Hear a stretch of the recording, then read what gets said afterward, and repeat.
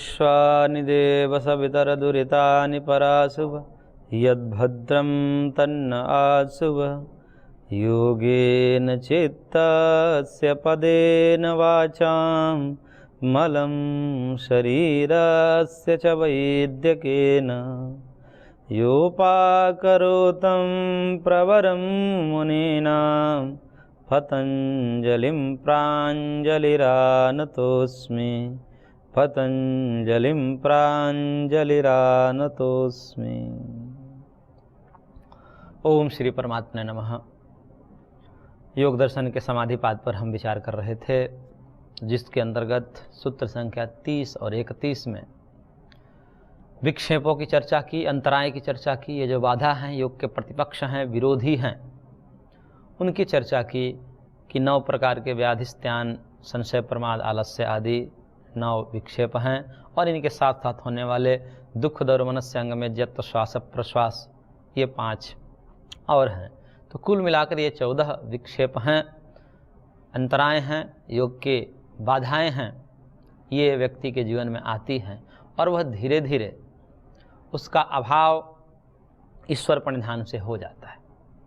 अब उसी को आगे बढ़ाते हुए, अवतरणिका देते हुए भाष्यकार कह रहे हैं कि अथैते विक्षेपः समाधि प्रतिपक्षाः ताभ्याम एव अभ्यास वैराग्याभ्याम निरोधव्याः।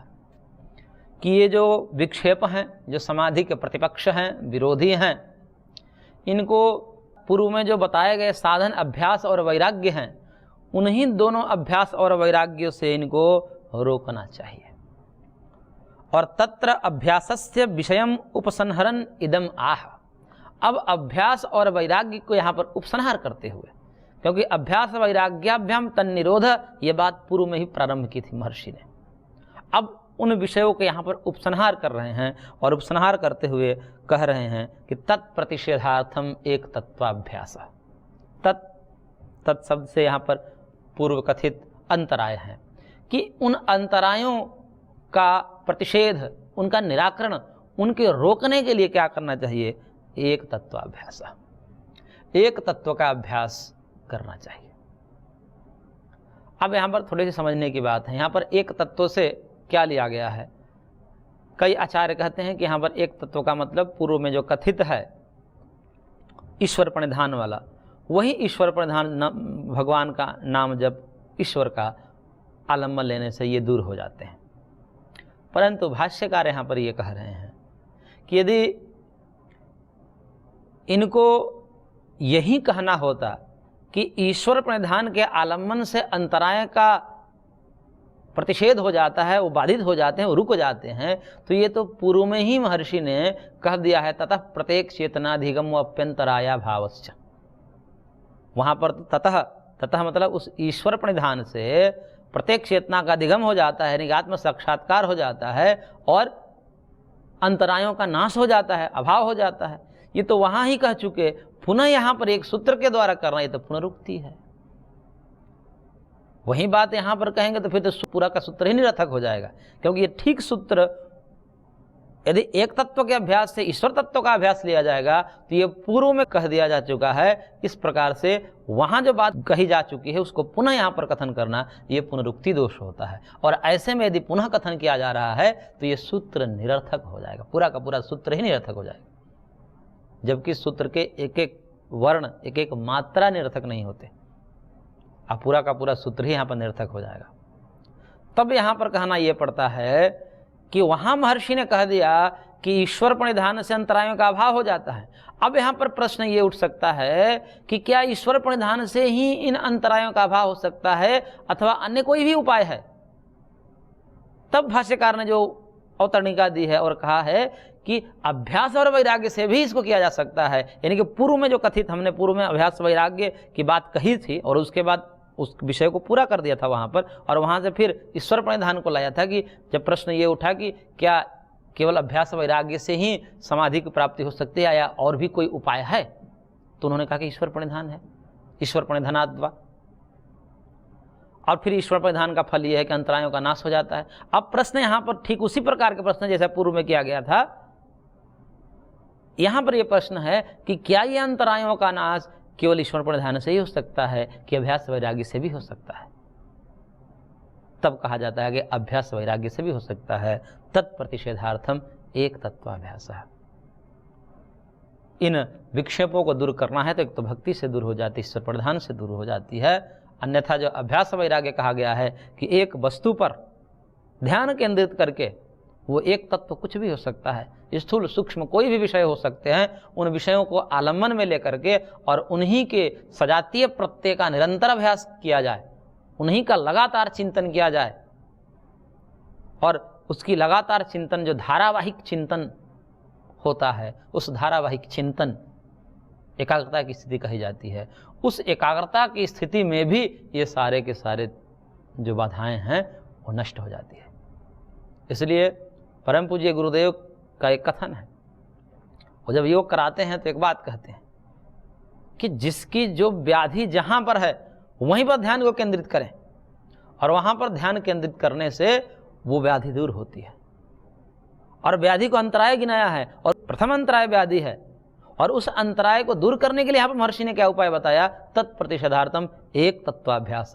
जहां पर व्याधि है उसी पर दिमाग को गड़ा दीजिए, वहीं पर भगवत स्मृति प्रारंभ कर दीजिए, तो वो जो व्याधि है वो मिट जाएगी, अंतराय मिट जाएगी। तो अंतरायों को नाश करने के लिए, इन विक्षेपों को नाश करने के लिए, जो व्याधि रूप विक्षेप हैं उन विक्षेपों को नष्ट करने के लिए ये जो एक तत्व का अभ्यास ध्यान है, ये ध्यान के माध्यम से भी इनका प्रतिषेध किया जा सकता है, इनको रोका जा सकता है। इसलिए यहाँ पर एक तत्व के अभ्यास का तात्पर्य है कि कोई भी एक तत्व, चाहे स्थूल विषय हो अथवा सूक्ष्म विषय हो, किसी भी विषय का आलम्बन लेकर के उसमें मन को एकाग्र करने के और उसकी बार बार अभ्यास करने से वो बाधाएं, वो अंतराएं, वो विक्षेप, उपविक्षेप सब नष्ट हो जाते हैं। तो इस प्रकार से यहाँ पर पुनरुक्ति न होकर के एक तत्व के अभ्यास से वह ईश्वर से भिन्न कोई भी एक तत्व हो सकता है। ईश्वर भी हो सकता है, उसकी तो बात आ ही चुकी है, और यहाँ पर एक तत्व से ईश्वर से भिन्न कोई और भी विषय हो सकते हैं। जैसे हम ध्यान में अलग अलग विषय रखते हैं, उन विषयों में यदि तन्मय हो जाए, तल्लीन हो जाए, ध्यानस्थ हो जाएं, तो भी वही फल प्राप्ति होगी जो कि ईश्वर प्रणिधान से प्राप्त होता है। तो इस प्रकार से यहाँ पर महर्षि ने ईश्वर प्रणिधान के द्वारा अंतरायों का अभाव बताया, और एक तत्व के अभ्यास यानी कि ध्यान के द्वारा, धारणा के द्वारा भी उन अंतरायों नाश का वर्णन किया। अब कुछ चित्त के परिक्रम बता रहे हैं, चित्त को शोधन करने का उपाय बता रहे हैं कि यस्य चित्तस्य अवस्थितस्य इदम शास्त्रेण परिक्रम निर्देश्यते तत्कथम। करेंगे चित्त को परिशोधित करने के लिए, शुद्ध करने के लिए, पवित्र करने के लिए इस शास्त्र में जो उपाय बताए गए हैं, या योग शास्त्र में जो उपाय बताए गए, योग की परंपरा में जो उपाय बताए गए हैं, वो उपाय कौन कौन से हैं जिससे चित्त शुद्ध हो। और शुद्ध चित्त ही समाहित हो सकता है, ध्यानस्थ हो सकता है। अशुद्ध चित्त कभी भी ध्यानस्थ नहीं हो सकता। जिस चित्त में काम हो, क्रोध हो, लोभ हो, वो तत्त विषयों का ही स्मरण करेगा, भगवान का स्मरण नहीं कर सकता। यदि कामासक्त व्यक्ति पुरुष है तो आंख बंद करेगा तो उसको स्त्री का ही ध्यान आएगा। यदि क्रोधासक्त पुरुष है, वो यदि आंखें बंद करेगा, ध्यान करेगा तो अपने शत्रु का ही स्मरण करेगा। और यदि लोभासक्त पुरुष है, उसको ध्यान करने के लिए कह दिया जाए तो उसको पैसे ही पैसे दिखाई देगा, बिजनेस व्यापार ही दिखाई देगा, ध्यान नहीं लग सकता। इसलिए कहा जाता है कि सबसे प्रथम चित्त को शोधित करने का प्रयास करना चाहिए। और वो चित्त शुद्ध कैसे होगा, उसके क्या उपाय हो सकते हैं, तो उसके लिए यहाँ पर कुछ परिक्रम, कुछ प्रसाधन, कुछ उपाय, कुछ परिष्कार के लिए कुछ विशेष कर्म बता रहे हैं। इसको परिक्रम शब्द से यहाँ पर महर्षि भाष्यकार ने कहा है, और बहुत बढ़िया सूत्र है, सबसे प्रसिद्ध सूत्र है, सबके लिए ग्रहणीय है, उपादेय है। सूत्र संख्या 33 में कह रहे हैं कि मैत्री करुणा मुदिता उपेक्षाणाम सुख दुख पुण्या पुण्य विषयाणाम भावना तश्चित प्रसादनम। कह रहे हैं कि मैत्री, करुणा, मुदिता, उपेक्षा, ये चार भावनाएं हैं, और ये चार भावनाओं को क्रमशः सुख, दुख, पुण्य और अपुण्य मनुष्यों के साथ करनी चाहिए। इस जगत में 4 प्रकार के लोग हमको मिलेंगे व्यवहार में, और व्यवहार में ही सबसे ज़्यादा हमारे अंतःकरण प्रभावित होता है।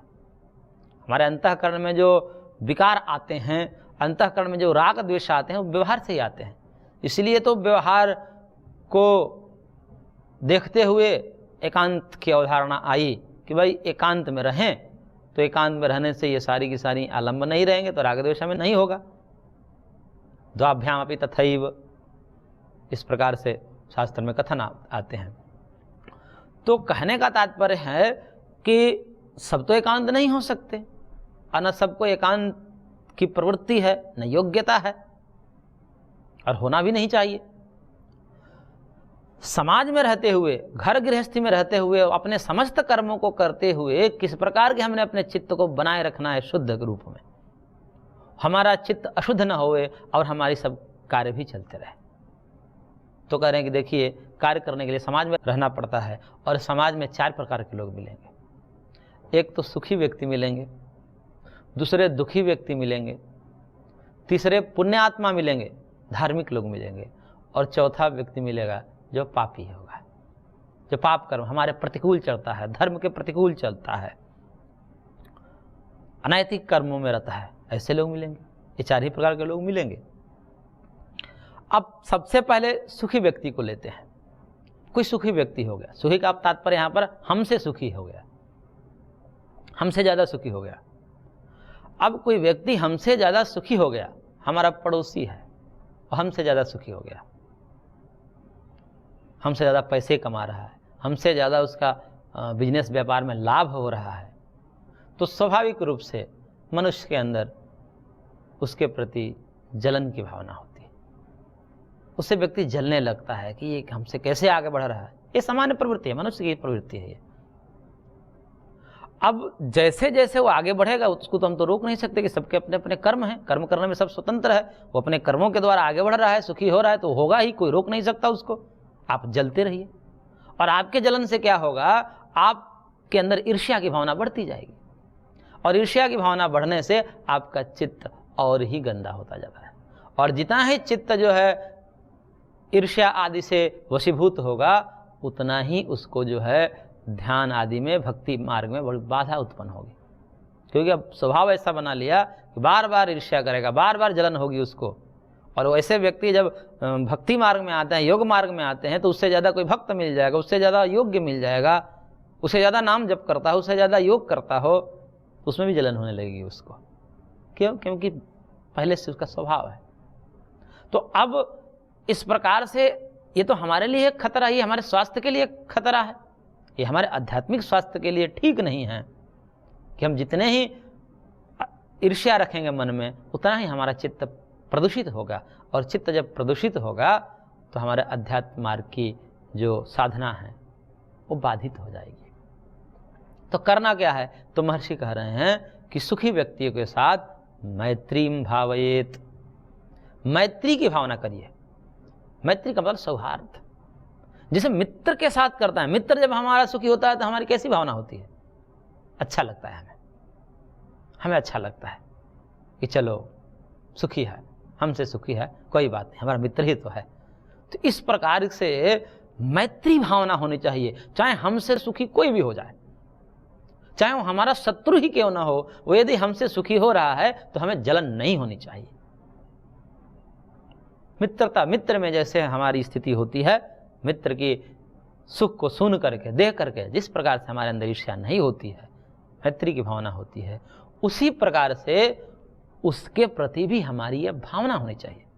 देखिए, ये बात भावना की है, इसका तात्पर्य ये नहीं है कि कोई शत्रु है वो सुखी हो गया, अब वहाँ उसके घर पर जाकर के अपनी भावनाएं व्यक्त करने लगे, हो सकता है कि गड़बड़ हो जाए, झगड़ा हो जाए, कि अब चिढ़ाने आया है, क्या करना है, हो सकता है। तो इसलिए उन सब चीज़ों को अपने जगह पर रखते हुए, क्योंकि सामाजिक मर्यादाएं हैं वो अपने रखते हुए, और मन में कोई उसके प्रति भावना न रखना, क्योंकि ये भावना चित्त का धर्म है, अंतःकरण का धर्म है। ये कोई बाहरी क्रिया शरीर का तो धर्म है नहीं कि इसको जो है ऐसा कर देंगे तो हम इस भावना वाले हो जाएंगे, ऐसा नहीं है। वो करे या ना करे, वो मन की भावना है, अंदर रखना चाहिए कि उसकी सुन करके। नहीं तो कई बार क्या होता है कि जब हमको सुनने में आता है कि हमारा जो पड़ोसी है उसको हमसे ज़्यादा नौकरी ऊपर पद पर चला गया, या हमारे पुत्र या पुत्री से ज़्यादा अंक प्राप्त कर दिया परीक्षा में, तो हमारे चेहरे मुरझा जाते हैं, जबकि ऐसा नहीं होना चाहिए। उस समय मैत्रीम भावयत, मैत्री की भावना करनी चाहिए। सुखी है, ठीक है, हमसे ज़्यादा ले, ठीक है, बढ़िया। तो इस प्रकार से मैत्री की भावना करनी चाहिए सुखी व्यक्तियों के साथ। दूसरे हैं दुखी व्यक्ति। दुखी व्यक्ति को देख करके प्रायः मन में यह आता है, तिरस्कार की भावना आती है। क्या आती है कि अरे कुकर्म किया होगा, भोग रहे हैं अपने भोग को, हम क्या करें, भोगेंगे, ऐसे मरेंगे और भोगेंगे, अभी तो कम है और भोगेंगे, ऐसी भावना करते हैं हम। कोई दुखी, किसको दुख होने लगता है, तो दुख होने लगता है तो हमारे प्रति ऐसे तिरस्कार की भावना आने लगती है, उसकी अपमान की भावना आने लगती है कि कुकर्मी है, पूर्व में कोई कर्म किया है, भोगेगा तभी तो भोग रहा है, पापी है, नीच है। इस प्रकार का तिरस्कार की, अपमान की भावना उसके प्रति होने लगती है। जबकि भावना क्या होनी चाहिए, महर्षि यहाँ पर कह रहे हैं कि यहाँ पर भावना होनी चाहिए करुणा की। करुणा की भावना क्या है कि हे भगवान, इसके भी दुख दूर हो जाए, इसके भी दुख को दूर कर दो, ऐसी प्रार्थना करनी चाहिए। यदि दूर कर सके, सामर्थ्य है तो करने का प्रयास करना चाहिए। यदि नहीं सामर्थ्य है, नहीं कर पा रहे हैं, तो भावना करने में कौन सा पैसा लग जा रहा है। सर्वे भवन्तु सुखिनः, सर्वे सन्तु निरामयाः, सर्वे भद्राणि पश्यन्तु मा कश्चित् दुःख भाग् भवेत्। इस प्रकार की भावना करने में कौन से पैसे खर्च हो रहे हैं, और इतने ही भावना से हमारा चित्त शुद्ध हो जाता है और वह चित्त परमात्मा के मार्ग पर चलने के लिए योग्य बन जाता है। कोई पैसा नहीं लगने वाला है इसमें। लेकिन वही जब हम अपमान करते हैं, तिरस्कार करते हैं कि ये नीच है, पापी है, पाप कर्म किया है, भोग रहा है, भोगेगा, ठीक हो रहा है इसके साथ ऐसा ही होना चाहिए। अरे भैया, वो तो भोग ही रहा है ना, भगवान तो उसके साथ जो भी है, भगवान की व्यवस्था वो तो देंगे, दे ही रहे हैं। अब चलो वो अपने कुकर्मों का भोग भोग रहा है तो भोग ही रहा है, लेकिन आप अपना कर्म क्यों खराब कर रहे हो, ये सोच कर, ये कह करके, वो तो भोग रहा है। लेकिन अब आप जो ये सोच करके, ये कह करके जो अपनी भावना को दूषित कर रहे हो, इसका परिणाम ये होगा कि आपके चित्त मलिन हो जाएगा, और वो मलिन चित्त कभी भी परमात्मा की तरफ आकर्षित नहीं होगा। परमात्मा उसे स्वीकार नहीं कर सकते, क्योंकि परमात्मा शुद्ध अंतःकरण वाले को पसंद करते हैं। मोहे कपट छल छिद्र न भावा, भगवान को ये कपट छल छिद्र ये सब पसंद नहीं होते। इसलिए हम परमात्मा के लायक बने, हम परमात्मा के कृपा पात्र बने, इसके लिए चित्त की शुचिता अपेक्षित है, अंतःकरण की पवित्रता अपेक्षित है। तो उस पवित्रता को हम व्यवहार में कैसे करें, ये व्यवहार में ही सब गड़बड़ियाँ हमसे हो जाती हैं। और उस व्यवहार में भी कह रहे हैं महर्षि सूत्रकार कि कोई दुखी व्यक्ति है तो उसके सामने करुणाम भावयेत, करुणा की भावना करें कि हे भगवान, इसके दुख दूर कर दो। कुछ भी नहीं है तो भी ये साधु संत विरक्त जिनको कुछ नहीं होता, वो केवल भावना के बल पर सबसे अधिक पुण्य कमा लेते हैं। केवल भावना के बल पर, कुछ उनके पास द्रव्य नहीं है, लेकिन ऐसी भावना करते हैं सब सुखी रहें, सब निरोग रहें, सबके प्रति ऐसे उदार भावना, एक विचार चलाते हैं अपने मन में, भावना एक उद्गार वैसा व्यक्त करते हैं कि उनके हृदय से, उनकी आंखों से अश्रुपात होने लगते हैं दुखों को देख करके। कि क्योंकि संत हृदय नवनीत समान है, क्योंकि जैसे नवनीत होता है वो थोड़े से ताप पर पिघल जाता है, और संत का हृदय भी ऐसा होता है कि दूसरे के ताप को थोड़े से भी ताप से पिघल जाता है, द्रवित हो जाता है। फिर वो परमात्मा से पुकार करता है कि हे परमात्मा, हे परमेश्वर, इन सबके दुखों को दूर करिए। तो ये करुणा की भावना होती है, और इसी भावना के बल पर उसके साथ कोई भी द्रव्य नहीं है, कोई सेवा के सामर्थ्य भी नहीं है, क्योंकि सेवा के लिए कुछ धन आदि चाहिए। वो न होते हुए भी वो उन पुण्यों को प्राप्त कर लेता है जो बड़े बड़े अश्वमेध यज्ञ के करने से जो पुण्य प्राप्त होते हैं, वो उससे भी बड़ा पुण्य वो ऐसी भावनाओं के बल पर प्राप्त कर लेता है। तो इस प्रकार से महर्षि ने कहा कि जो दुखी व्यक्ति हैं उसके सामने करुणा की भावना करिए। अब इसके बाद पुण्य आत्मा की बात आती है। कोई धार्मिक व्यक्ति है, पुण्य कर्म कर रहा है, धर्म के मार्ग पर चल रहा है। ऐसे व्यक्तियों के प्रति समान रूप से क्या भावना होती है मनुष्य की? सबकी होती है। तो ऐसे देखकर कहते हैं कि अब चला है ढोंग बनाने, अब ये ढोंग बनाने चला है, 100 चूहा खाकर बिल्ली चली अब हज पे। ऐसे अब कुछ होने वाला नहीं है। अब तो जो है ये सब अपना कुकर्म छिपाने के लिए ये योग मार्ग या पूजा पाठ धर्म कर्म ये सब ढोंग अपनाया है, ये सब ढोंगी है, वो कर्म मिटने वाले नहीं हैं, वो भगवान इसको माफ करने वाले नहीं हैं। इस प्रकार की भावना जागृत होने लगती है कि ढोंगी है, पाखंडी है, अब ढोंग करने चला है। तो इस प्रकार से जब पुण्य मार्ग पर व्यक्ति चलता है तो उनको देख करके बाकी व्यक्ति के मन में ऐसी भावना होती है। तो महर्षि कह रहे हैं यहाँ पर कि ऐसी भावना से हमारा चित्त दूषित होता है, अंतःकरण अपवित्र होता है। तो उससे बचने के लिए हमारा अंतःकरण निरंतर पवित्र होता रहे, इसके लिए करना पड़ेगा मुदिता की भावना। जो पुण्य आत्मा है, जो धार्मिक व्यक्ति हैं, उनको देख करके, उनके कर्मों को देख करके उनके सामने हर्षित होइए। उनके समक्ष जब प्रस्तुत हम होते हैं, हंसकर बात करिए, बहुत बढ़िया, आप ऐसे ही करते रहिए, बहुत बढ़िया काम ठाने हैं, इसको और आगे विस्तार करिए, हम आपके साथ हैं। इस प्रकार उसको देखकर प्रसन्न होइए, हर्षित होइए, खुश होना चाहिए। चलो कोई तो है, कोई तो है इन भोगों का परित्याग करके योग मार्ग का वर्ण किया। इस प्रकार के उसको देख करके हर्षित होना चाहिए, न कि ऐसे उपेक्षित वचन नहीं बोलने चाहिए। इस प्रकार के जो हल्के शब्द का प्रयोग कि ढोंगी है, पाखंडी है, अब ढोंग करने चला है, अब कुछ नहीं होने वाला है, अब इसके पाप नहीं कटने वाले, ऐसा नहीं है। क्योंकि परमात्मा स्वयं कहते हैं कि क्षिप्रम भवति धर्मात्मा शाश्वत शांति में गच्छति कौन्तेह प्रतिजान है न मे भक्त प्रणश्यति। जब भगवान कहते हैं, भगवान की प्रतिज्ञा है कि मैं अधम से अधम पापी को ही शीघ्र ही शुद्ध बना देता हूं। अपि चेत सुदुराचारो भजते माम अनन्य भाग साधुरेव समन्तव्यम सम्यक व्यवस्थितो ही सा।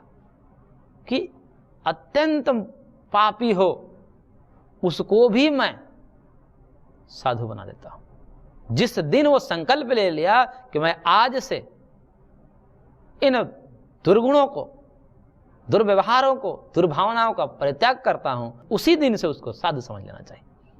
साधु रेव समन्तव्य, चाहे कितना भी पापी पूर्व में कितना ही पाप क्यों न किया हो, लेकिन उसको तत्क्षण साधु ही समझना चाहिए और मैं उसको सब प्रकार के पापों से मुक्त कर कर परम लोक अमृतत्व की प्राप्ति करा देता हूं। तो जब भगवान की ऐसी प्रतिज्ञा है तो हम ऐसे दुर्भावना क्यों रखें? भगवान कहते हैं कि अधम से अधम भी, इसलिए भगवान को तो पतित पावन संज्ञा ही दी जाती है कि वो पतितों को भी पावन करने वाले हैं।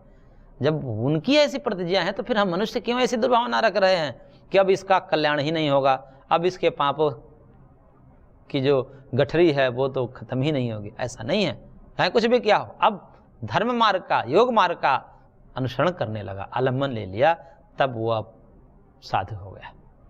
उसको इस प्रकार से ओछे वचन नहीं बोलने चाहिए। तो उसको देखकर कैसे होना चाहिए?